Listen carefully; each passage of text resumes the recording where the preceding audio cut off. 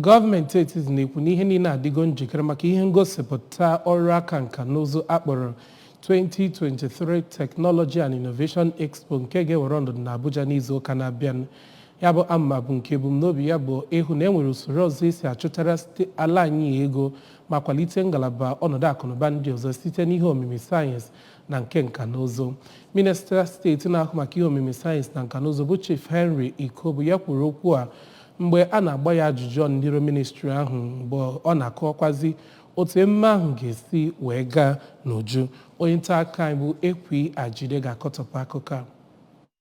Ọ sịrị na ebumnobi ya bụ ngosi tinyere ihe ndị ọzọ gụnyere ịkwalite mkpakọrịta ụka n'etiti ndị na-eme nnyocha, ndị ọrụ ihe ọhụrụ na ndị na-etinye ego n'ahịa ka e wee nwee ike ire ihe nyochapụtara ma ọ bụ rụpụta sitere na mahadum dị na Naịjirịa. O kwuru na ya bụ ngosi nke ọrụ ya na mgbe gara aga na-enye ihe a chọrọ ga-eme ka Naịjirịa soro na mba ụwa na-emepụta ihe n'afọ 2030. N'okwu nnọọ ya na mbụ ka odeakwụkwọ kpụtọrọkpụ Oriakụ Monilola Udo sịrị na ya bụ emume nke ministri ahụ bụ n'ọchịchị onyeisiala Buhari ka ọ malitere enyego aka nke ukwuu maka nkwalite nnyefe teknụzụ kemgbe ọ malitere n'afọ 2017 site na Abuja. Princess Ekwi Ajide, akụkọ ụwa ABS.